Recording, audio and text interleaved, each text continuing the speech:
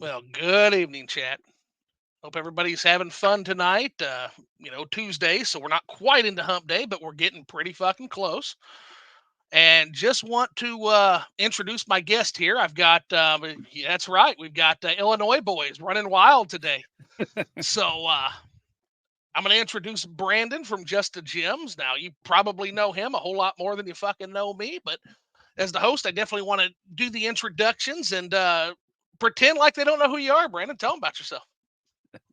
Hey everybody. Yeah. What's to say? What is there to say about me? Just an Illinois boy, like you said, born and raised. I play a lot of video games, mostly of the role-playing variety, and of those mostly with their origins firmly in Japan. So that's kind of what I am and what I do. JRPGs, fantastic. Some of the first games that really solidified me in this hobby. Now, I hmm guess kind of the opening question I like to ask people because RPGs they're not known for being a gateway game.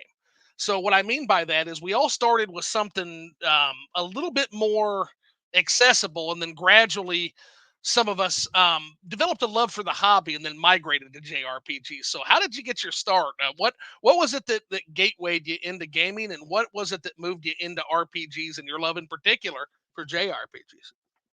Oh, I wish I had a more interesting story, but about as vanilla as they come. I saw my slightly older cousin playing Super Mario Brothers on his Nintendo I think I was 3, and this is one of my earliest memories is of seeing him play this game and just being just I didn't even know what to compare it to because I hadn't been to arcades. I was 3, you know what I mean? I didn't know what video games were. I barely knew what TV was.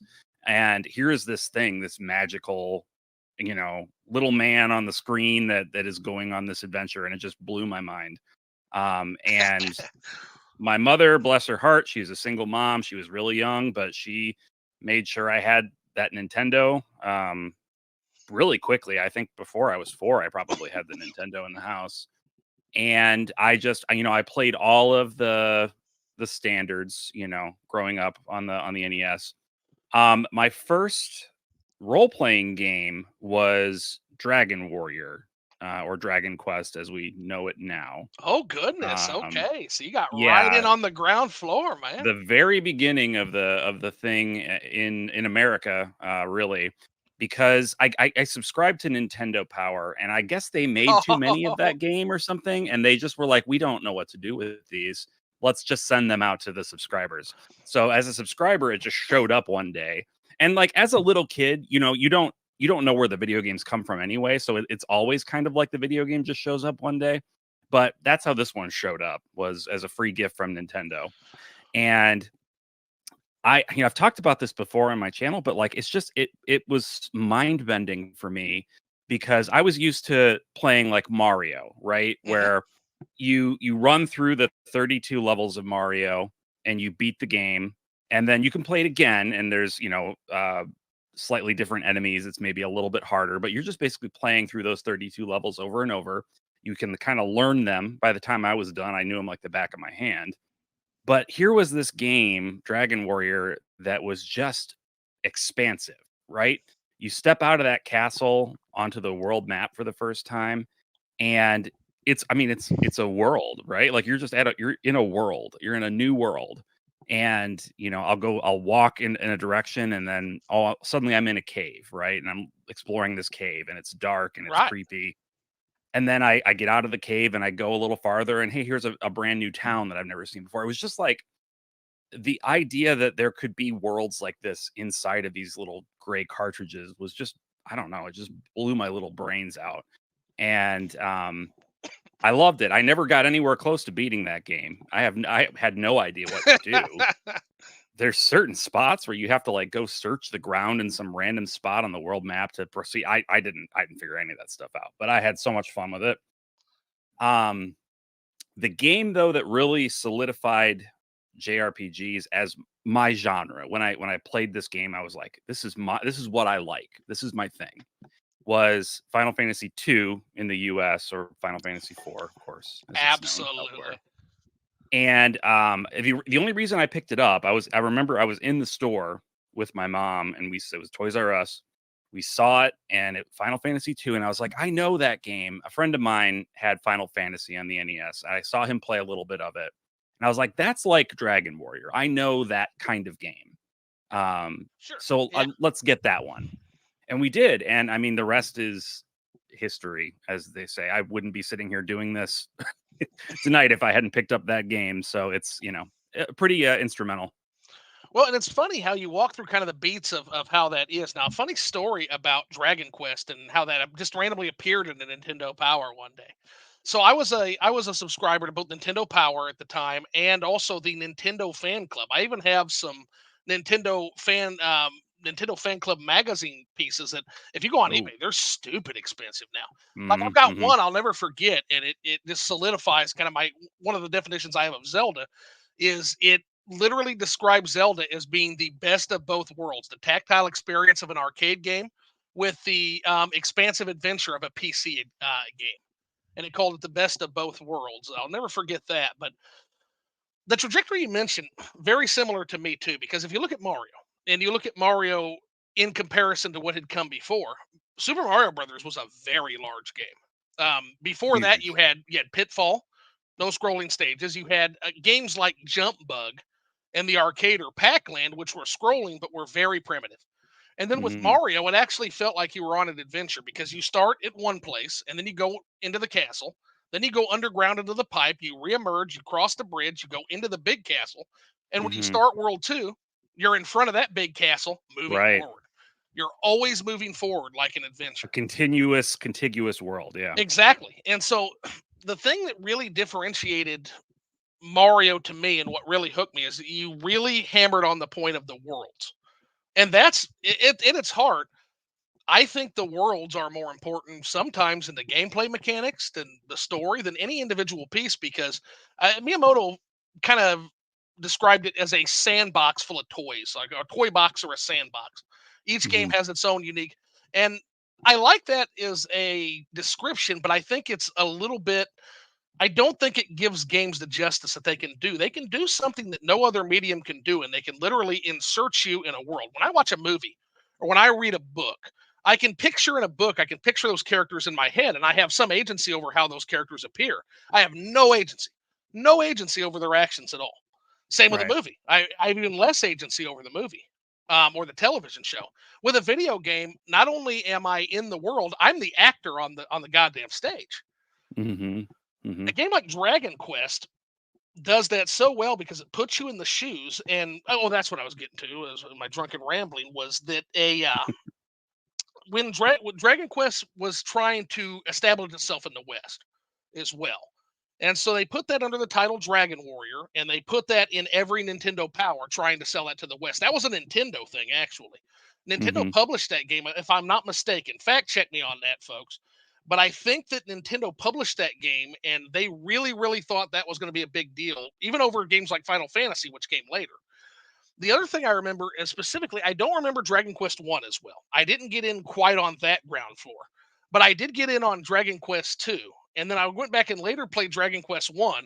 And one of the things I'll never forget as a kid is seeing Dragon Quest 1 and Dragon Quest 3 and then being like on Dragon Quest 2 when I got into the expansiveness of the world and I opened up that world map in Dragon Quest 2.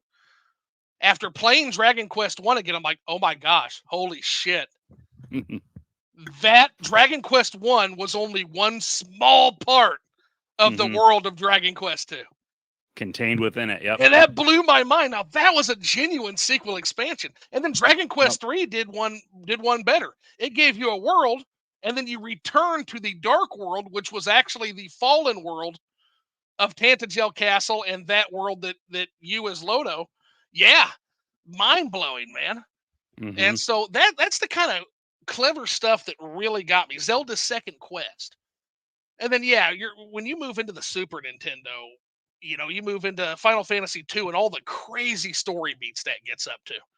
Like Hmm. literally you okay, you're on the surface and there's airships. No, now there's a whole nother underground world to go to.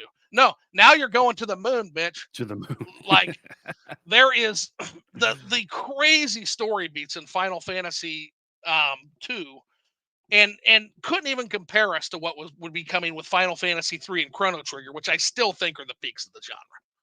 Like Absolutely. to this day. I think we've gotten a little desensitized to just the huge leaps that technology, that storytelling, that presentation took in the early days of video games. Like, you know, you go between the PlayStation 4 and the PlayStation 5, and it's like, what's the difference really? Like, there's the graphics are a little bit better, I guess, but the games aren't that much different. But going from the original Nintendo to the Super Nintendo was paradigm shifting. Yeah. Like we're not talking about simple little, you know, 8x8 sprites that say two words and then, you know, you don't interact with them. Like you're talking about rich characters in Final Fantasy IV, like with melodramatic storylines. And I mean, it's just like the huge like difference between those generations is something that we just haven't experienced since. And I don't know if we can experience anything that big again. You know, it's interesting because one of the things I was talking a little bit with some other folks on this conversation, and we were talking about the diminishing returns of specs, and it's kind of a back and forth because, and I go back and forth on this, but it seems like the question has to be like, who are these specs for? And as time goes on, more and more, I suspect that the specs are actually for the devs and not for us. And what I mean by that is we're not necessarily getting bigger leaps in our games.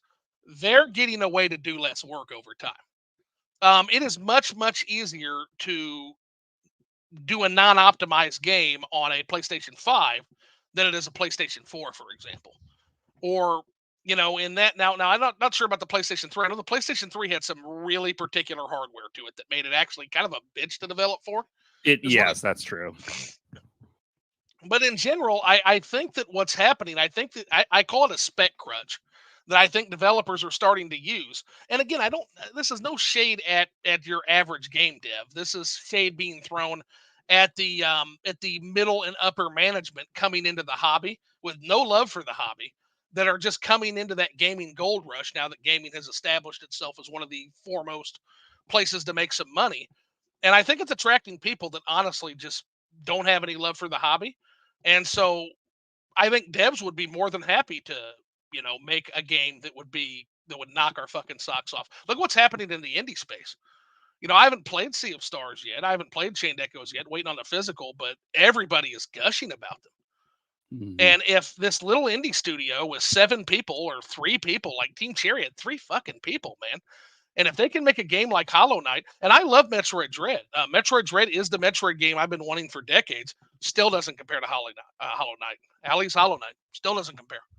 Mm-hmm. It's not even close. I think your point about the management coming in without a love of the hobby is probably correct. Ugh. And the issue that we're finding is that they think, and they've been proven wrong so many times, I don't know why the lesson hasn't sunk in, but they think that by throwing money and developers at a project, they're going to get a game that's going to recoup all of that and then make them billionaires. And that's how you end up with games like the Tomb Raider reboot selling millions and millions and millions of copies, and Square Enix saying that it was a disappointment because it didn't make enough compared to its development costs. That Or was you have insanity. right, and then you have a game I like remember that fucking story. I remember shaking my head at that story. yeah, and you have a game like Final Fantasy 16 that on a console with a very limited install base, a very expensive new console that sold again millions and millions of copies, being considered disappointing sales. It's like any other game, any other medium would consider this to be remarkable. The millions and millions of people who partook in this thing that you made. It's crazy. So I don't know when they learn the lesson, when they're like, okay, maybe we don't just keep throwing money and people at these projects and ballooning the budgets up to, the GDP of a small nation. Like let's you know what I mean? Like let's make some smaller games. Sea of Stars has proven it. And Tony Fox has proven that, he's one guy, he made one game, and like millions and millions and millions of copies of this one game that he made I by himself. just I Like, just finished Eye Patch Wolf's What the Internet Did to Undertale. mm, And I watched the second half, which was the fandom, because I haven't played Undertale yet. I don't want it spoiled. So I yeah, no watched this. spoilers. Yeah, I watched the second half, and I skipped the first half. And like he's basically talking about how this game has spawned fan characters of fan characters of fan characters of a game based on a love of Earthbound. Right. And Yep. it's just incredible to think about. This the amount of passion that a game like that inspires. But yeah, in terms of this hobby and the influx of these execs coming in, and I think you'll see that Sven Vick talks about that in Baldur's Gate 3. And I have a proposition for you and anybody else listening, and that is the fact that he talks about Ultima 7, which is a game I drone on about a lot. Anybody who's seen me talk about this. Ultima 7 was made by Origin Systems by about 50 people that were in Austin and Raleigh. So yeah, it's split, but 50 people in 1992. So keep in mind how massive of a fucking team that was in 1992. That's a big team. Hmm. But one thing that they had, and Richard Garriott talks about this, is they didn't have these. While it was expensive at the time, we had two major jumps in how much games cost. The first came at the dawn of the PlayStation 3, Xbox 360 era.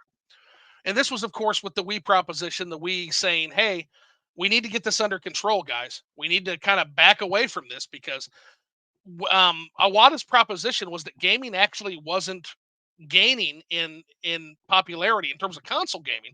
It wasn't actually gaining in popularity. It was riding macroeconomic trends such as population growth.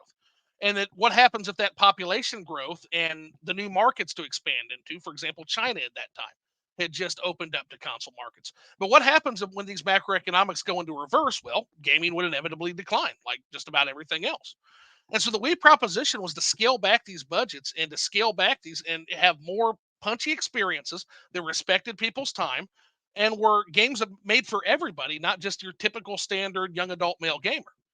And it was a proposition that was rejected soundly by the industry at the time. They the and being an investor at the time in Nintendo, I distinctly remember hearing game developers literally talk about, well, we're going to use the Wii as our casual games dumping ground. So we're just going to dump shit on that, and then we'll use that shit to fund our AAA game development. Well, the problem is those so-called casual gamers were much more savvy than they realized, and so they put out all this shit on the Wii. Nobody bought the shit, and the end result was that they basically bankrupted hundreds of studios in that era. I can remember that. Like I was talking to OJ in our talk, and I brought this up specifically, was this era 2008, 2009, when we went into full recession. And, the common parlance is, well, gaming expanded because we expanded under the pandemic. I don't see that as fucking true at all because the pandemic closed down all of gaming's competition. That's why gaming grew during the pandemic. Hmm. 2008 tells a very different story. In 2008, everything was open. There was no pandemic. And what happened is everything declined, including gaming. THQ was drawn and quartered. I think it was 250 studios got the axe or had layoffs. It was an awful time. Even the Nintendo Wii had begun to rapidly decline until the advent of New Super Mario Brothers Wii, showing the first 2D Mario game on a console in 18 years and showing people that, hey, the appetites for these old games, these guidepost games still exist, even if you fucking guys don't want to make them. 2D platformers, JRPGs. Look at Xenoblade and the success that game had. After we literally forced the Titan on its knees to bring that over. That was part of that effort in a minimal way. I wasn't an organizer or anything, but I signed a petition, and it's just yeah. I think we're still feeling the repercussions of the rejection of that proposition. And it seems like history is not repeating, but rhyming with these higher spec systems and the lack of games coming out. We have less games coming out, and it's not that the games are bad. I hear very good things about Starfield. People seem to be enjoying Final Fantasy 16 if they can get past the fucking dismal world that game presents. It's just that for some reason there are less games coming out, and I'm wondering when they figure out that this is going to be a problem. Well, I this is one of those situations where, I consider myself something of like an artist, or at least artistically minded. I'm not like a painter or a sculptor, but I'm a musician, and I And a write, damn and good I one. And a damn good thank one. you. Thank you. Appreciate that. So I don't want to be the, you never want to be the guy that sides with the suits, because that feels like a betrayal, right? Like Sure. solidarity with the writers, solidarity with the Actors Guild, all these things. But what I see in video games right now, and you touched on a lot of these points very succinctly, is that we have a bunch of artists. Essentially, the developers are taking the role of artists, and they want the biggest and the best canvas to create their art on, and that's understandable, right? I get that. Yeah. I would love to create art without limitations. That can be a lot of fun. That can be very But freeing, right? but the problem with But limitations, yeah, it gave us Empire Strikes Back, baby. It gave us Star right, Wars. the best art, and we don't like to admit this to Yep. ourselves, but the best art comes when there are limitations placed on us. Creative thinking. So Sony and Microsoft and Nintendo, off and on throughout the years, have kind of ceded to these developers and said, okay, we will give you what you're asking for, right? You want all of this power. You want to make these games that are going to take 3 years and 800 people and $1 billion to produce. Okay, do it for us, so that we make money from it too, right? Right. And yes, and then you end up in situations where we find ourselves with so few games coming out. Like the PlayStation 5 has been out for 3 years now, almost. And I look at my shelf over there, and I have a larger number of games than I should, considering how few of them I've played. But it's tiny compared to the same point in most other consoles, lifespans. So we're Especially not getting. considering the PlayStation 2 Mhm. Well, the literally PlayStation 2 it broke the broke the game. It was just it so it massive. built, yeah, it built. I sometimes derivatively call it the DVD player, but hats off for what that thing did, because Yeah, yeah, the funny joke is it was the DVD player, but it sold a vast majority of its sales came after Grand Theft Auto 3. It wasn't a fucking DVD player then, and right. then it sold, I think, 30% of its overall sales after the PlayStation 3 launched, and That's just bonkers. and That's it just did bonkers. this, and it did this on the backs of having all the games, Right, all the games. Um, right. so yeah, I don't know what's going on at Sony or Microsoft, but goddamn guys, It's you a losing proposition, and I don't know how many more generations are going. Well, here's the thing. Sony is going down a bad path right now. I don't know of many people that disagree with that statement. I feel like that's pretty generally accepted. Um, but the PlayStation 4 generation was pretty solid. I mean, I'm not going to say it was the best generation of gaming that we've ever had, but it was pretty solid. It was, I don't have much to complain about then. And and I it has think that was in Bloodborne. large, sure. And I think that's in large part to the fact that Sony was listening not just to the hardcore rabid dev community, but to the players, right? They were listening to us. There was a whole team of people whose job was to listen to us and to work, reach out to smaller developers, help them along, sometimes bring them into the fold if there Oh was yeah, enough, synergy there. Sony, I'm blanking. I've had too much cognac. Um, not a their bad problem to internal have. their internal development studios, right? Like they brought in all these developers, and they were just curating these artistic experiences that didn't take a team of 800, 3 years, and $1 billion to make. And they were successful, right? Well, turn the page to the PlayStation 5, and we have what we have now because they've completely shifted gears. They've completely, gone a different direction. And I don't know. Is it working for them? Like, is there an aspect to this that we're not seeing? Is the games as a service space that profitable for them that they can just ignore us? I don't know. Well, I've looked over their numbers, and what's interesting about it is I don't think they see themselves in peril.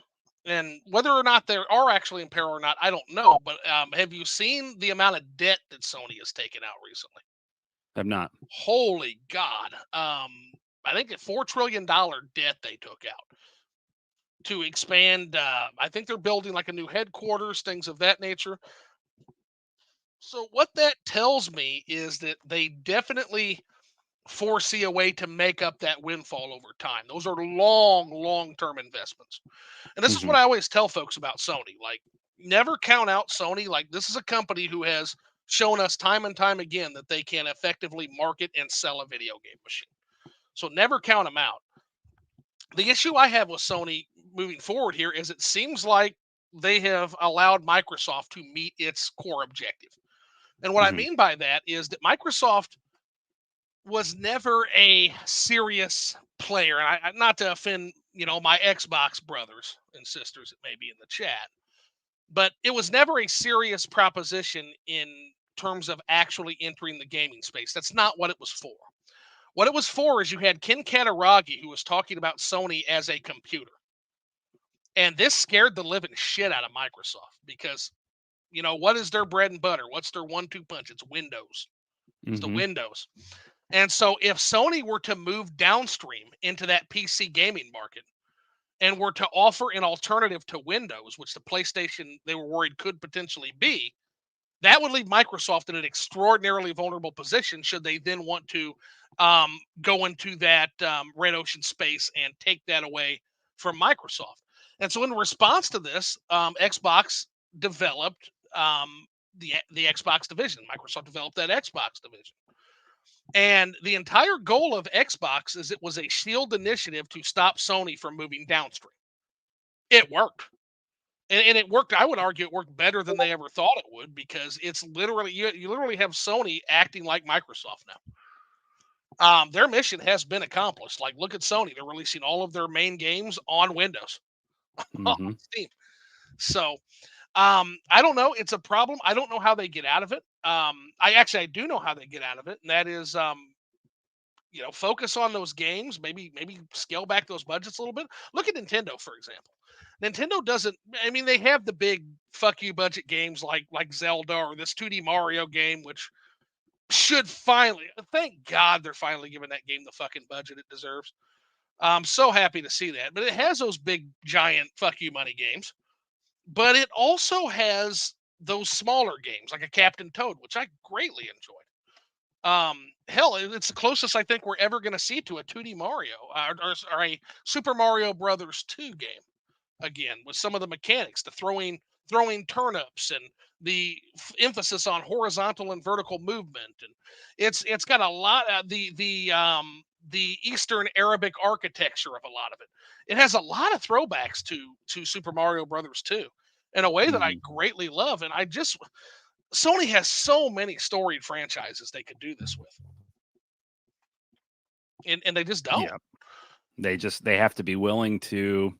I think that they're afraid to blink. They're in a staring contest with Microsoft right now, and they're scared to blink. I don't think they understand that if they blink and turn away, they can go in a different direction, and it's fine.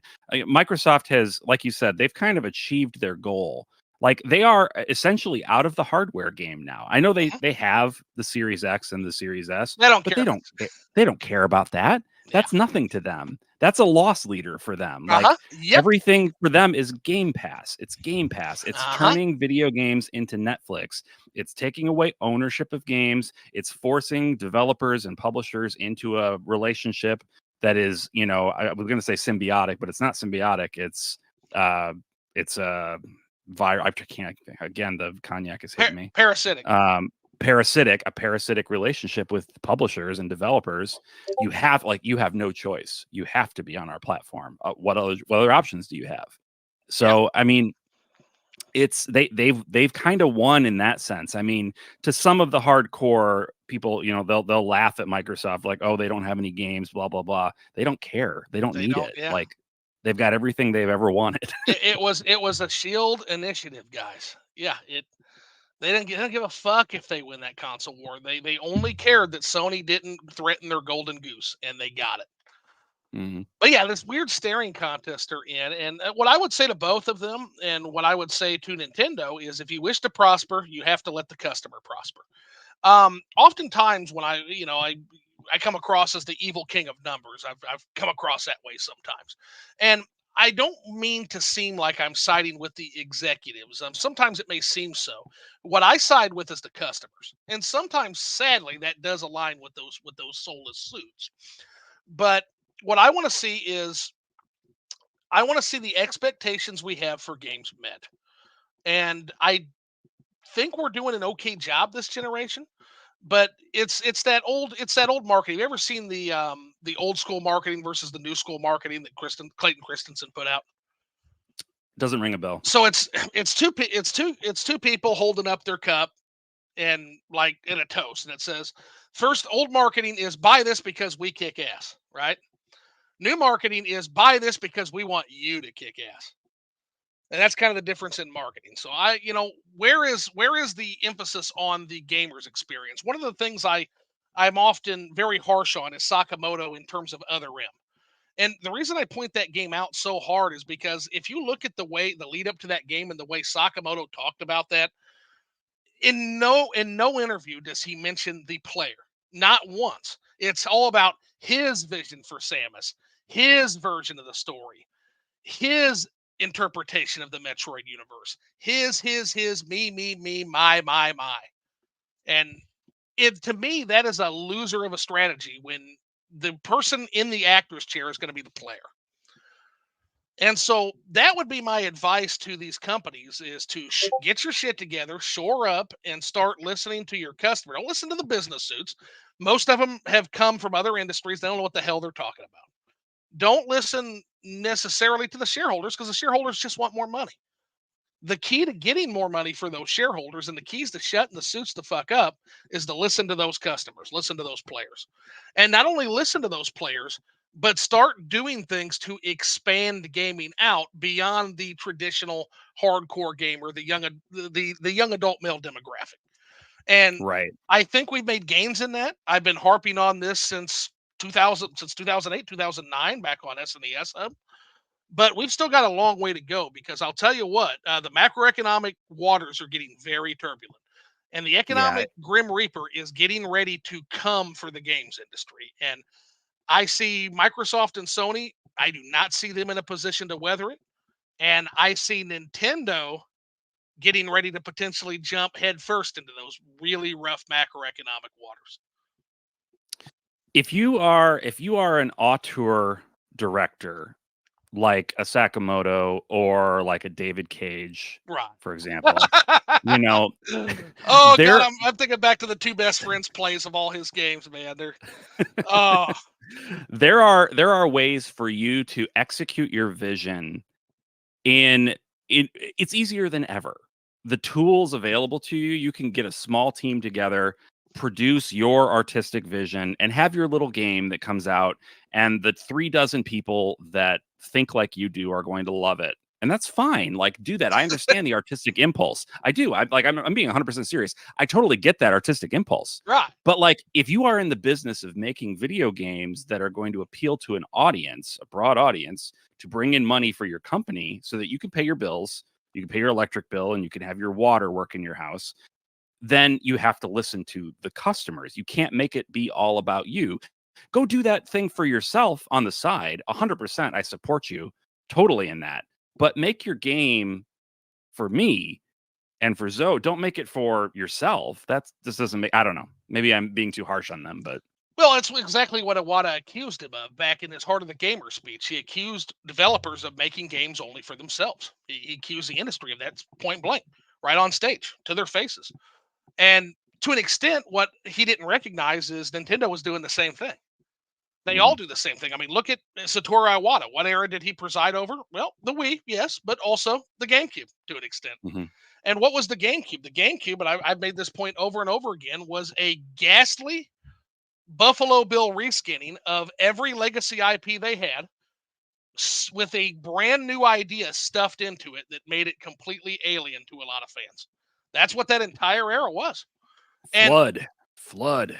yeah, what the fuck? And you can literally almost go down the list of these, and sometimes it worked, like Metroid Prime being a 3D game. Real quick, I feel bad. For the younger listeners and viewers, I Mario Sunshine is fine. I'm not. I get a lot of heat. I get a lot of heat from the younger folks that are upset that I don't love Mario Sunshine. I did not grow up with it. I didn't play Mario Sunshine until I was 37. So my experience coming into it was probably very different from yours, and it was not what I was looking for. We'll just say that. Well, my experience with it was that I ignored it. That was my experience with it, and essentially the entire GameCube era, damn near. Just because it's like, and again, it's they want to have their cake and eat it too, Brandon. Right. They want the safety and security of a legacy IP, Mm-hmm. but they want the creative freedom of a brand new idea. And so, we don't think this new idea will stand on its own, so let's stuff it into another game. And I watched this happen even in the Wii. There was a game called Kirby's Epic Yarn, which was a fine game from what I understand. The problem is there was literally a fucking Kirby game, an actual Kirby game that they put out 1 year later. And so this game that was originally called Fluff of Yarn and starred a Prince Fluff, my argument is that game was a good enough game that it could have sold very well on its own, and it could have established a brand new IP for Nintendo, created a brand new idea, and preserved Kirby's gameplay identity. And they did none of that, especially since you literally just put out a brand new Kirby game a year later. That was an actual Kirby game. Why not take the chance on Fluff of Yarn? And it just seems like they don't do that too often. Now they've gotten a little better at it. Splatoon was been a massive success, and ARMS a little bit less so. But yeah, I'm curious if they'll continue ARMS as a franchise. But yeah, Splatoon. I mean, even though it exists in that sort of live service game space that I'm not a big fan of, I understand the necessity for that space to exist. There are people that love those kinds of games, and I think games should be for everybody. So even the games that aren't for me, they're for somebody, and that's great. Sure. As long as they're not taking the stuff that I like away from me, then I have no reason to complain. And you just hit the nail on the head. Oftentimes I'm accused of being kind of a bitter old cuss in terms of things, less so nowadays because I'm finally getting what I want. But I want you to imagine for a second, Brandon, that you're a fan of 2D Mario, the largest game on the face of the fucking planet at the time. This is way before GTA 4 and 5. Largest game on the face of the planet. And now imagine that because some creative gets a bug up their ass and says, I've made that game before, I don't want to make it again. You don't get the biggest game in the world for 18 years. That's the kind of thing. There's something to be said for not deifying the people in the industry that we support. So I feel like that has happened, and no disrespect, I want to say up front to Miyamoto-san, but he has been in some cases deified by the gaming community such that he can do no wrong. And so when he says, "Oh, games are just about playing. They are to have the following characteristics." And that is what a game is. And we dutifully nod our heads and say, yes, Master Miyamoto, you're correct, naturally, because you gave us Donkey Kong and you gave us Mario. I celebrate the man's work, Sure. but I think he's 100% wrong on a lot of things. His 100%. His notion that there can be no original characters in the Mario world, like in spin-off Mario games that aren't present in the Mario mainline games. That's nonsense. We wouldn't have had Mallow and Gino from Mario RPG, Booster rather. Like, there are so many cool things that can happen when people are free to be creative in the Mushroom Kingdom, right? And Miyamoto said, no. Let's not do that. We don't want anything new. Just what we had. And then paradoxically, he doesn't want to make the same game twice. I don't know. We all contain multitudes, right? Like, nobody is as simple. You can't boil anybody down to a soundbite, but I don't think that, I think that Miyamoto his perspectives on things are held in too high of esteem. Absolutely. And maybe it's time we start to walk ourselves back from that a little I bit. watched it. I had a front row seat to it. I had a front row seat to it in the Wii era. The man, I'll go further. The man has done damage at this point. Mm, Man has done damage, and it really started when he actually became an executive. And nuclear hot take coming at everybody, but yeah, Miyamoto can be wrong. Absolutely can be wrong. And I present to you Exhibit A. Miyamoto has been almost entirely hands off the entire Switch era. He's been almost entirely hands off. He's been working first on a theme park and then on the Mario movie. hmm We have gotten some of the best creative output we have ever gotten out of the Miyamoto controlled franchises when he's off, when he's hands off. Pikmin 4, outstanding from what I gather. Zelda Breath of the Wild is probably among my favorite Zelda games, probably right in there. There's three that just constantly juggle in my head. Um, Mario Wonder looks absolutely incredible. Um, brand new stuff. Um, but yeah, I get your point. Like who can go against the Miyamoto, right? I mean, who's going to do that? And the thing you got to think of it this way, like, um, so think of it like Generation Zero game developers, right? So the Miyamoto way of game development was to go outside and have real life experiences, and ideally to have no influences over your game in terms of other entertainment. And I'm sure, and that works. It gave us Zelda. It gave us Mario. The books he read, the literary nonsense works like Oz and Gulliver's Travels and Alice in Wonderland, right? Um, the problem is Generation Zero didn't grow up with video games. People who grew up with video games, like Space Invaders and Pac-Man in the arcade, for example. And so as games get more sophisticated, I think they become more immersive and they demand more of players' time. And this is a common thing I see in terms of newer game developers is they have other games that are directly inspiring them. The other thing that they have is the fact that they Miyamoto does not have a fucking clue what it's like to be a customer of a video game like Mario or Zelda. He actually admits that he's surprised at how many people say video games define their childhood. Now, Nintendo, of course, exploits that nostalgia. They're good at that. But it just goes to show you, Miyamoto doesn't have a clue in terms of what it's like to be a customer of these games. He doesn't play video games, admittedly so. So right. what I mean by is the hits of the future can be seen in the hits of the past. These are guidepost games. And so it's like, for example, Sven Vick looked at a game like Ultima 7 and noticed that a trajectory was dropped here. This trajectory has been completely forgotten because in an age of 4K graphics, you can't do a game like Ultima 7. You can't do a game like Star Control 2. It's too goddamn expensive. My understanding is Starfield tried really hard to do Star Control 2 and failed largely Mm, in a lot of it. Not that it's a bad game. I mean, even getting halfway to Star Control 2 would be incredible, but it's just too much.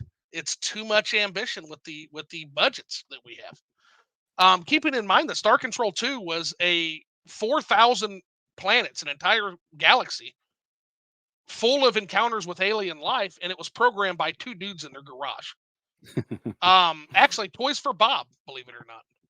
oh, really? I didn't know Toys that. for Bob, yeah, Interesting. Toys for Bob published Star Control 2, which is a factoid I just recently learned. What have they done since Skylanders? I don't know if they've done much of anything. I know they did like the Crash Bandicoot reboot, so I know Did they they do did that? Okay. that. Yeah. But yeah, if you look at that, like one of the things that I noticed too, like if you look at the golden age of science fiction, it's around the age of 13 for like fantasy readers, science fiction readers. It's where they really start to get into shit, right? hmm And then what they do naturally, they want to grow up and they want to replicate that magic for another generation.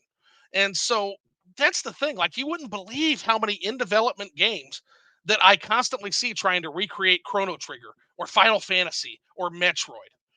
And like I said about Larian Studios, Todd Howard in Bethesda, for example, points to Ultima and just the 90s in general. He calls it a sacred experience.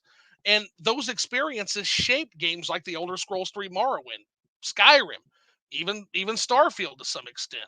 Like Starfield was influenced by Privateer and Star Control 2. Um, basically what I'm saying is these are appetites for old games that are being kind of Mhm. retrofitted with newer generations. And it wasn't that 2D games ever went out of style. It's just that for some reason you stopped making the dish. People still hungered for steak. Just because you decided not to make steak for 18 years doesn't mean that people didn't want fucking steak. And I would just caution game developers that yeah, definitely look at some of these phenomenons and give it a try. I want to thank Sven Vic and Larian for not giving up on the Ultima trajectory. It means a lot, and it's good to finally see that back. Just like it's good to finally see 2D Mario back on actual track. Nothing against Super Mario, um, new Super Mario Brothers Wii. It was a fine game, but I said at the time Nintendo could only get away with it once, Mm. and they were not able to repeat that success. They weren't. It did not sell the Wii U. The new Super Mario Brothers U did. It's doing well on the Switch, but everything fucking does well on the Switch. Everything's doing well on the Switch, yeah. So, yeah, in general. So I don't know. I guess I've drunkenly rambled enough. Let me get a refill on my Hennessy real quick. And while I do that, what are your thoughts on that? Whatever the fuck. Well, I think it's interesting that very few art forms have a readily discernible beginning, right? Like visual art has kind of just always been. I know there's the earliest cave paintings and things like that. Right. Music, like as soon as humans learned to hit sticks against rocks, we had music. So the music has been around forever. God, Acting, yeah, performances have been around for thousands of years. Um, the only analogs that we have are kind of film, being within the last 120 or so years, and video games being created as an art form in our like in our lifetime, essentially, right? Like as the old fucks like us, right? So we were around for the origins of this art form. Very, very, very, very few people in the history of humankind have been around for the origin of an art form, and that's remarkable. And wow, so that's I mind think that blowing, man. that leads to some of this deification of some of these early pioneers like Miyamoto and some others, that we don't want to step on their toes because they created this thing. But I also think, like you said, folks that are making games today, there's been enough time that they can look back at what has been done. They can reference the past, Hmm. and they can create works that have grown out of their appreciation for works that have come before them. So we're in the very early stages of this thing, right? Even though you compare the graphics to a PlayStation 5 game to a Atari game, and it's are you even looking at the same thing, right? Like these are both video games. It's crazy, but we're still in the very early stages of this thing, and these new younger developers are riffing off of the things that have come before, just like artists have done for generations, right? Looking at the works Absolutely. of Van Gogh and being inspired and creating your own, like. So I don't, you know, I'm not sure what my point is. Again, the cognac. No, um no, you're but making plenty of yeah, sense to me. But again, I'm drinking the same shit. right, so who knows, So we maybe might this so is maybe the chat is like listening to us. Ah!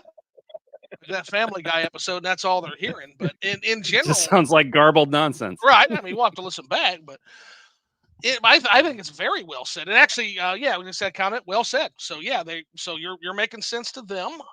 Good, good. What I would add to that too is the fact that yeah, um, there is there certainly is a place for tradition, but what is art if not to take a chance on something? Mhm.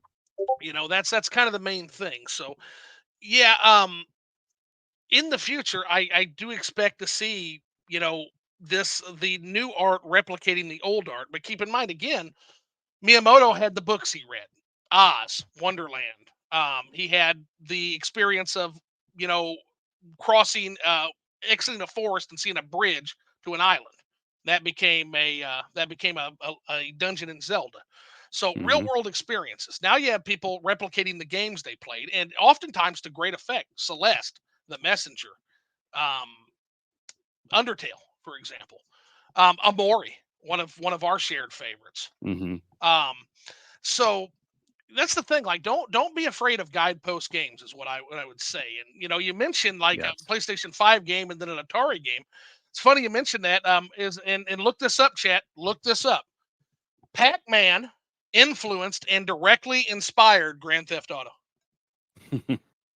So you can always see, the past in future hits. Minecraft was inspired by games like Dwarf Fortress. And on and on and on and on. So put you in the hot seat real quick. I've got a question for you. I would be remiss if I didn't ask this question. I've got a future guest, the well-read mage, who's likely going to be. We're going to be discussing this in depth. Is Chrono Trigger a Final Fantasy game? Oh, my friend, Chrono Trigger is the best Final Fantasy game. You have the correct opinion, and to that we're going to toast. And again, my drunk, stupid ass forgot to announce what I'm drinking. I think you've done a better job of that. So you went with the Hennessy VS. Yes. And I went with a Hennessy XO that I've drank way too much of at this point. But it's so good. Cognac is good. It's very good stuff. It is. It is. I'm not willing to pay much more than the XO for some of the outrageous ones. Sure. Because some of those get really fucking expensive, man. What does the XO run? XO's runs anywhere from $250 to $300 a bottle now for the XO. You're not going to see me go much higher than that for a cognac. I like cognac, but it's not like my favorite thing in the world, like a bourbon. Sure. In bourbon, even the best bourbons you can find cheap. If you can find it on the market, my fucking Blanton's is like $80. Good luck finding it on the primary market, though. You're typically going to have to go to the secondary market. I don't live in fucking Kentucky, so I'm shit out of luck as far as when a bottle of that becomes available. Like, people fight over that shit now. Yeah. So yeah, Chrono Trigger is absolutely a Final Fantasy game. I will agree with you on that. It is the best Final Fantasy game. Active time battle system. Shares the same creator, Sakaguchi, who was the same director, but the real smoking gun comes from the PlayStation era, an era I fucking completely skipped. And it was the Final Fantasy Anthology. And then just picture that sound. Boom. There it is. You have Chrono Trigger on a game, Final Fantasy Anthology, and it's Square's direct acknowledgement. The debate is over. It absolutely is. Absolutely is a Final Fantasy game. They knew what they were doing. Also, it fits right into like the weird shit about like you made a great video a while back that I loved, and that was about what is Final Fantasy, and there's not a lot to it. Like, and I guess I would ask, like, kind of, we'll compare our definitions. So, to me, a Final Fantasy game is a game with a batshit storyline, that pulls from all sorts of inspirations, in particular, a lot of Vedic inspirations. I think the original Final Fantasies were actually directly inspired by some of the Vedic tales. You have the Emperor that comes back from hell, and you've got the time travel in one. You got some awesome shit there. But aside from that, like, it's not chocobos, because there weren't chocobos in Final Fantasy 1. Find me one. It's not there. I do think that Final Fantasy does have a very loose definition.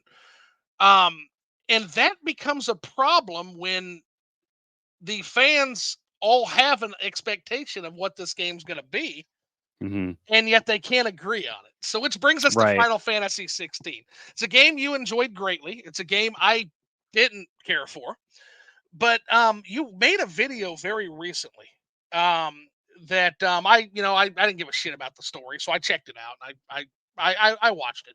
It's like, what the fuck? And you made an awesome point in terms of, these creators were basically pinning, not to get into spoiler territory, but basically the creators, in a broad sense, are viewing the customer as the baddie. And I see it in a very similar way. I think I kind of had a reaction, one, of agreeing with you on your premise from what I had played, but two, I had a little bit of an indignation as a customer, as you saw in that comment, where it's just like the gall of these fucking people. Like, it just seems like, do you guys just want to do whatever you want to do and have me pay for it? Is that what you want to do? And of course, that's naturally. I mean, the answer to that is yeah, of course. But I got to think after I cooled off a little bit, I got to thinking about it. And it's also kind of a strange commentary on fighting against something you've created that has overtaken you. Hmm. If you think about it, Final Fantasy is going to outlive every fucking person that works on it. It's going to outlive Yoshi P. It's going to outlive Sakaguchi, certainly. Hmm. And it's kind of interesting to literally watch what happens when your creation becomes more powerful than you are.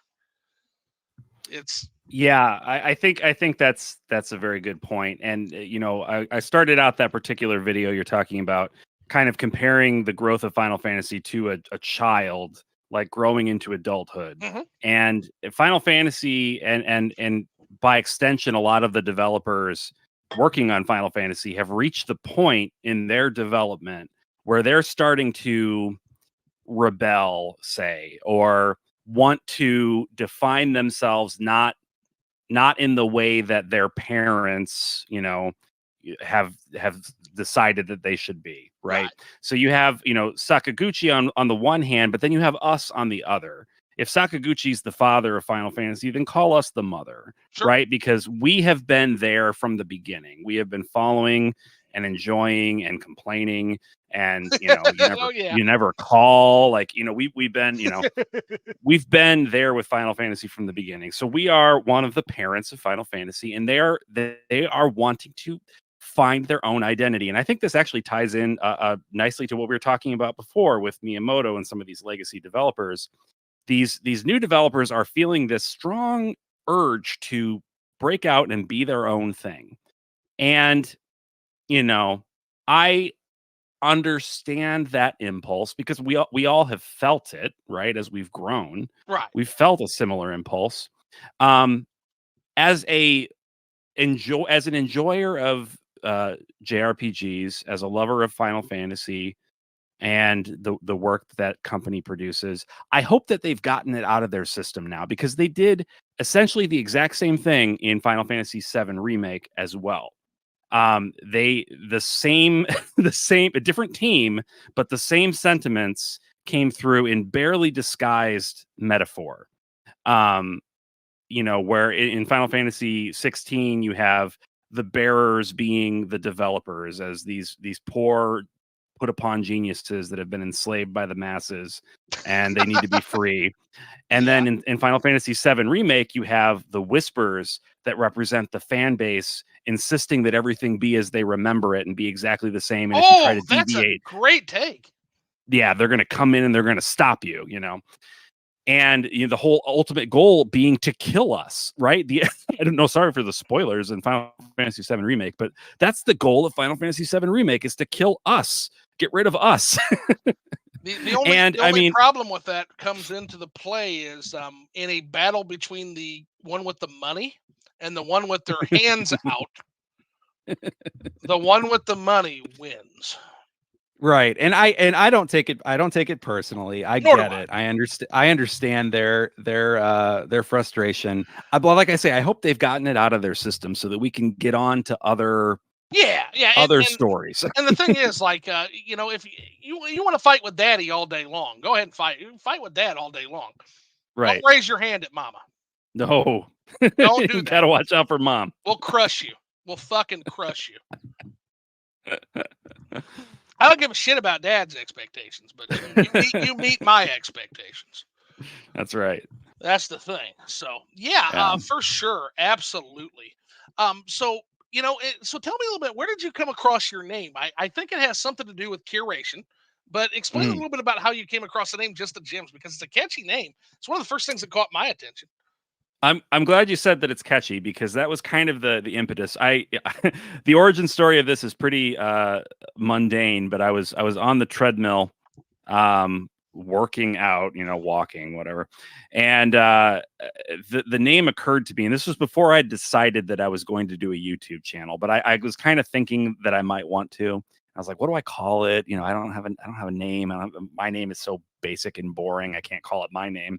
So, Just the Gems. I like the alliteration of the J sound, and it kind of spoke to what I wanted to do because I had amassed this collection of games. Really, the only criteria that I had for collecting them was, are they RPGs? Okay, then I'm going to buy them, right? Right. And then realizing, oh, that probably wasn't a great idea because a lot of these are not good. Some of them are quite bad. So maybe we want to whittle these down and take back some of this space that I've got filled up. And you can't even see all of it. Some of it's over here. So, I mean, yeah, basically, you're right that it was born out of curation, but also just a love of alliteration, I guess. Well, I love both.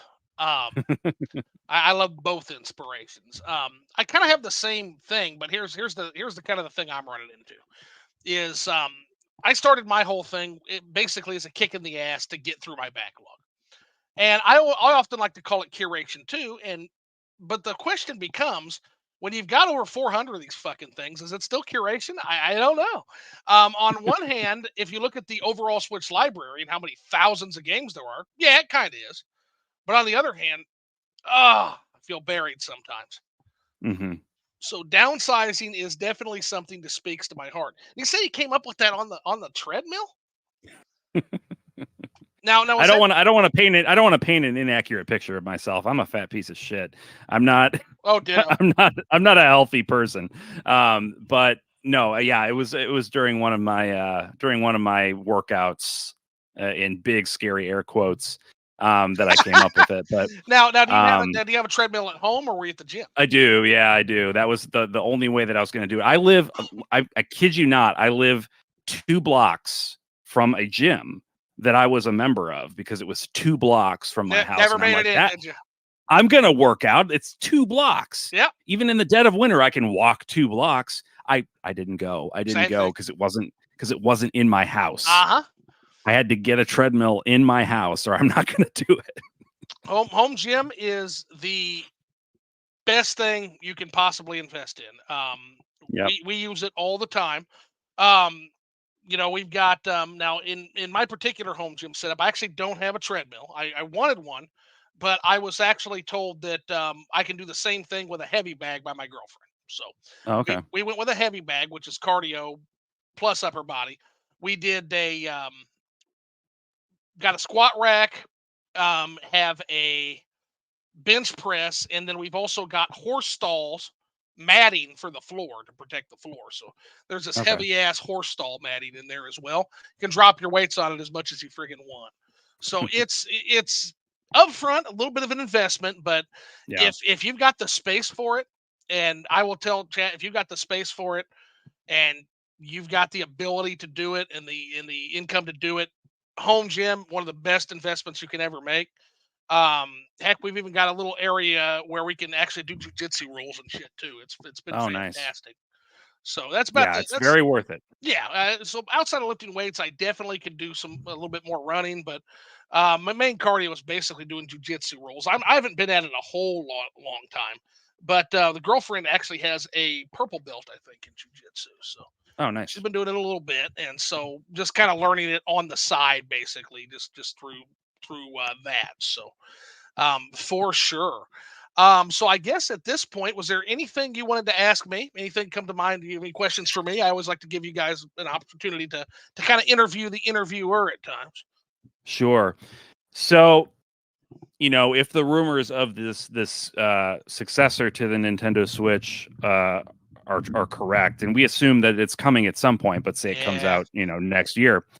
And let's say it's fully backwards compatible, so you're not going to have to worry about your 400 plus games. Like those That would will be all work ideal. still.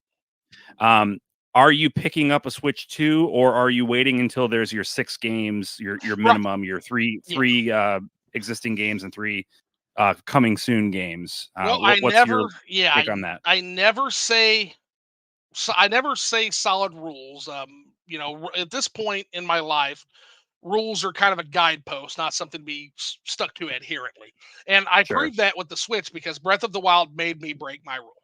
There were only Mhm. 2 games. There weren't 3 out. There were 2 games at the time that I wanted. But what I always tell myself in order to not have double think and not have cognitive dissonance, what I tell myself is, well, Mario Kart's literally month away, and it was. And so Yeah. was Binding of Isaac. So there's 3. Boom. But there was Super Bomberman R, and there was Breath of the Wild. And to be fair, one game got a whole lot more play than the other. But For sure. with Switch 2, it's a big difference. And it's the problem Nintendo is going to have is how the fuck are you going to move people with the backlog we have onto that new system? Now, I understand that not everybody is a freak like me that has 400 Switch games. You know, your typical gamer has probably 8 or 9. Right. That's the average. The average attach rate for consoles, 8 or 9 games. Yep. That's the absolute average. But one of those games is Mario Kart 9. One of those games is probably a Mario game of some sort, probably a 2D Mario, but maybe a 3D Mario too. Odyssey has finally penetrated that market. A Zelda game is going to be highly attached. The Animal Crossing is going to be attached. These are all experiences that are on the Switch. Furthermore, some of your biggest experiences, you just fucking blew your wad with a mainline 2D Mario game, a new Pikmin game, Splatoon 3, and Zelda Tears of the Kingdom within a year and a half. Right. I mean, what the fuck do you have that is going to make us buy a new system?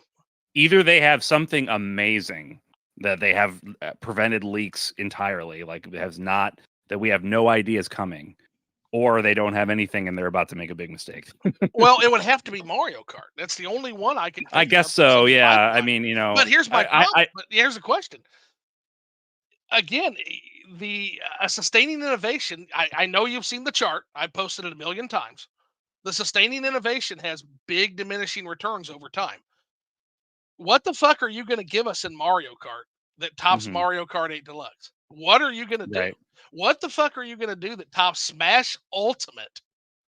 Well, and not only Mario Kart 8 Deluxe, but Mario Kart 8 Deluxe with its incredibly massive expansions. Yeah. Are you going to give us a Mario Kart game that only has 20 tracks? Are you going to do that? Like, yeah, that's nothing. That's child's play.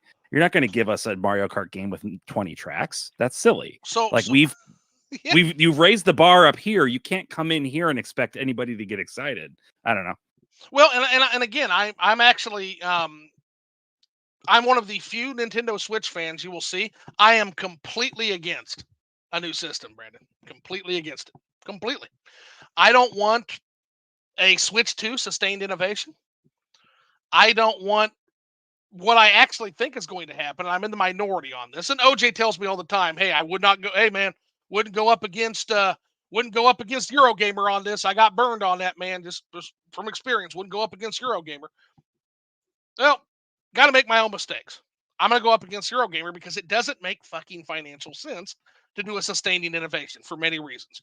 Battery life. We still have a battery tech bottleneck.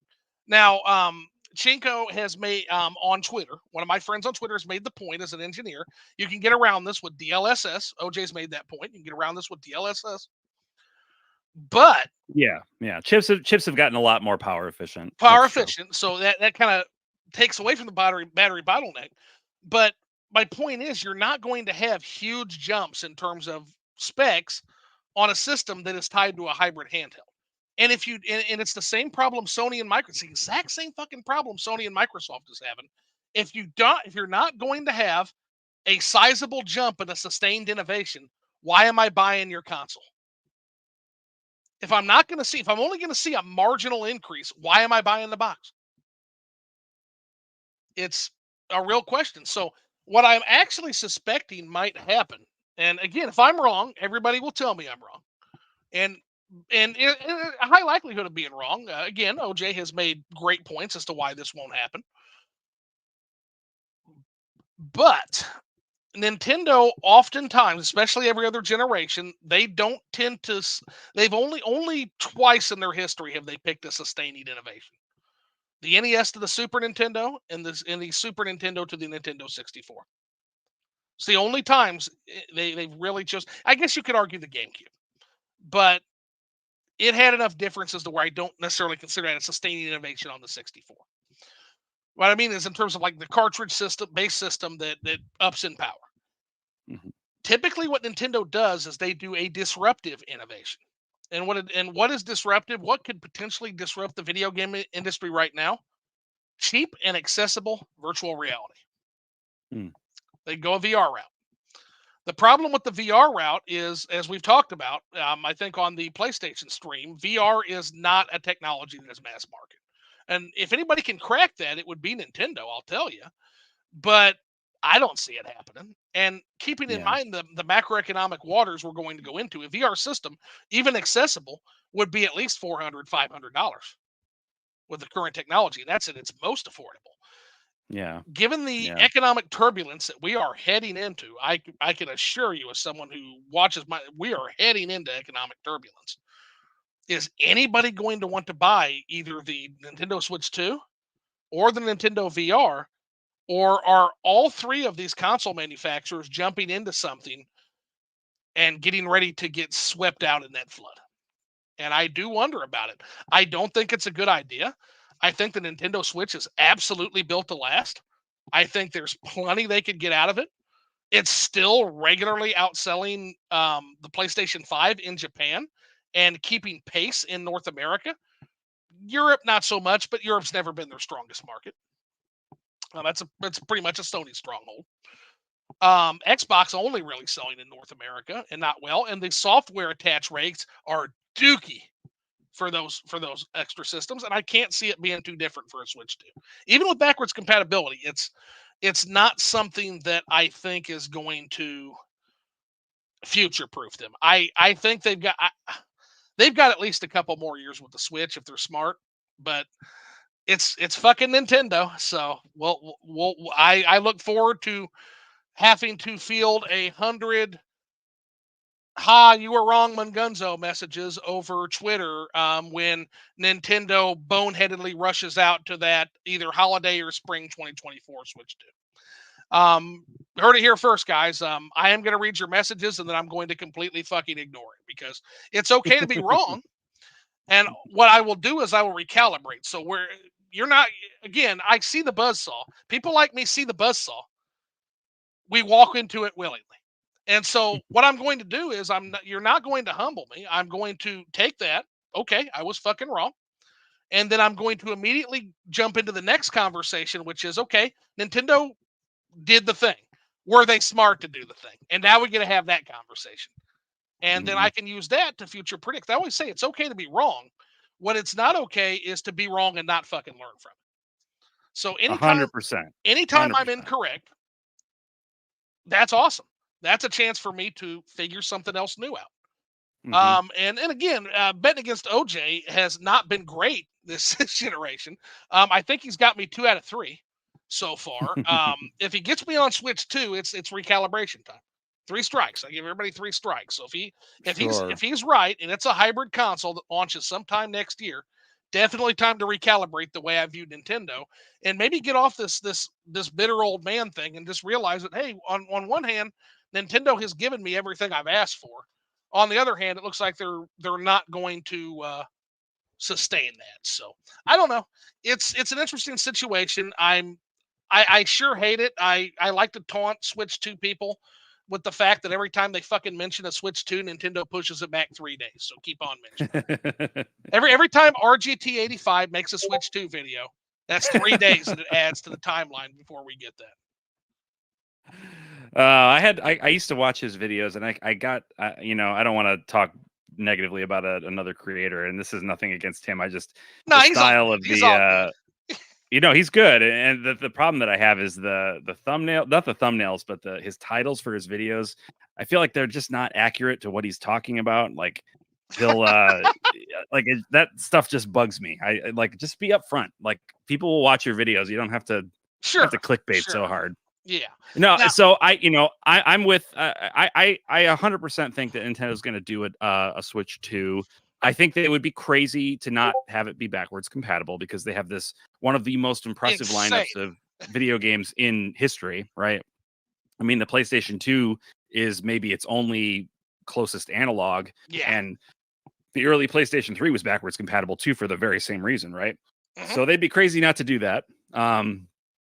I personally I'm over my graphics horror phase. Like when I was a kid, I wanted the graphics to get better and better and better. Now I just want the load times to go away. If they can give me a solid state drive that gets rid of the load times, like on the PS5, I'm a happy camper. You have your graphics look as shit as you want. I don't care. Give me a good game that loads quickly, and I'm in. I'm on board. This is Nintendo we're talking about. Right. But I agree with you. I think that's great. I'm glad you bring up the PS2 in parallel because that's one of the things we're going to approach. And I have to kind of dampen the spirits of the Nintendo Switch fanboys that are going to be screaming and cheering when the Switch inevitably passes the DVD player. The problem with that is once again, they are not factoring in the macroeconomics. So, well, not only that, so you got the population growth. PlayStation 2 debuted what, 2001? Mm-hmm. Okay. Which was pre-China, right? They didn't open up until exactly. Until the PS3-ish era, right? Yeah. Also pre-China, yeah. Didn't pop open until near the end of the Wii's life, actually. Right. So China was not open to consoles. It sold with a much lower population growth. I think it's like a 25% population rate. I have to look it up again. It's been a while since I've done. I've actually crunched these numbers. And what's interesting about this is if you look at that, but there's another wrinkle I want to add to it. Nintendo Switch has sold what, about 130 million units, give or take. So if it gets to 155, 156, let's say it passes the PlayStation 2. Oh, okay. But if we're being fair here, didn't the Nintendo Switch combine two markets? Didn't the Nintendo Switch combine its handheld and its console market? What was the install base of the Wii and the Nintendo DS combined? Exactly. You're insanity. Or the PlayStation 2 and the PlayStation Portable. Mm-hmm. Got to add those portables in too. So when you factor in population growth, just population growth, and you factor in the PSP sales as well, suddenly that number gets to like an insurmountable 230 million, I think is when I did the math. So, yes, the Switch will probably pass the PlayStation 2, but not really.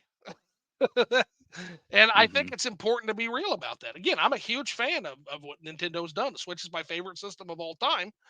But gaming has ridden macroeconomic trends, especially console gaming, and it has declined from those Helicon days of PlayStation and Wii. Yeah. It has declined significantly.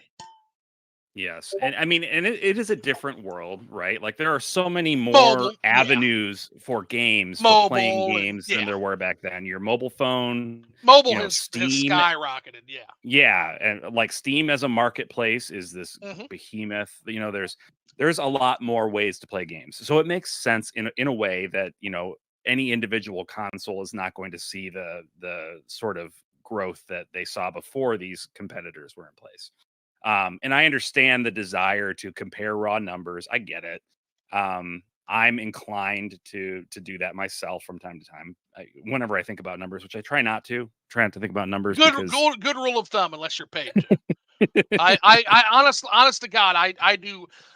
Like I was telling OJ on our talk, or like I was telling Jay on our talk, Cold Nights. I give way too much shit away for free. I ought to be paid for some of this shit. Now, I don't do actual yield curves and actual full breakdowns. Fuck that. Like, yeah, you pay me. Like, I'll do it. I'll account for I'll do all the different inversion curves, and I'll account for anything you want me to fucking account for in some of these cross-generational comparisons. You can fucking pay me. You can at least pay me as much as you pay fucking somebody like Michael Proctor to be wrong all fucking day. But all righty, well, it's getting a little bit close to bedtime, and it is, yeah. I am tanked up, so I guess we'll go ahead. And do you have any other questions for me before we hit things off? Because I got one last question for you. If not, but if you I better let it go for next time so that we don't talk all night. Well, you'll never have that problem with me. I'm a fucking talker, so. But I guess my last question for you, Branden, did you have fun? Oh, I had a blast. I only think 20% of it was the cognac. So good talk. always good, and always good. Have to have you back on at some point too. So Absolutely. we'll make you a regular. Some people I definitely want to get regulars on here. You, Jay, Bill, fuck everybody. You're all regulars because you're all awesome. Rad Bash is in the chat. So I guess before we go, we'll kind of scan through chat real quick because I always forget to do that, especially when I'm drunk. But so Cecil Scott stopped in. He said, "Then you went to Dragon Quest, which murdered your patience." LOL. Is what Cecil Scott says. Cheers, Brandon and Zoo. Cheers, Rush. Yeah, we're feeling pretty good right now. So yeah, correct about okay. So he did. So yeah, fact checked live. I always love Rush for that. You are correct about Nintendo publishing Dragon Warrior, and then he also adds they also published Final Fantasy 1 in the West. Yeah, they were really motivated to get JRPGs clicking over here. It only took them 2 more fucking generations, and even then, I think it was more Final Fantasy. It was Final Fantasy 7. Yeah. The game that changed everything. So Pikmin 4 is outstanding, and I remember Dragon Warrior cartridges as being a free giveaway with Nintendo Power, Rush says, and yeah, I absolutely. We were actually talking about that exactly, and he says Pikmin 4 is outstanding. Rad Bash says love Undertale, and again that game is on the list for sure. I'm going to play and review that one. Very worthwhile. Rush Dog says, for example, Street Fighter 6 has way less characters than Street Fighter 5 and is very popular. It is, yeah, it is possible to create a new entry that does less as long as it does it that much better. Then I think players will come along for the ride. But oh yeah, I guess it remains to be seen with Mario Kart if that's what's going to happen or not. Well, I'll tell you what, Street Fighter 6 is one of those games that seems to have been just universally beloved. It seems like they hit every right note. I'll put it this way: if you can get like voices as diverse as Yong Ye and Jim Stephanie Sterling on the same page on that shit, then I think you got a winner. Yeah. In particular, Jim Stephanie Sterling fucking hates everything. Hates everything. Gave I think gave Tears of the Kingdom a 7 out of 10. Which I find hilarious personally. I'm not even mad about that. That's fucking hilarious. But just saying, if they like it, probably something to that because they're harder to please than I fucking am. So, and then Matt Belmont says, "Fuck yeah, I'd love to be back on here. Ask and you shall receive. Shoot me a message and we'll do a round 2, Belmont. Absolutely." Always happy to have anybody on. I'll talk to anybody, man, especially a cat as cool as you. So, all right, I think that'll do it. So, we're gonna go ahead and end the stream. If you want to stay on for a little bit of denouement, you can, but we'll go ahead and end the stream. So, chat, love you. Now get out of here.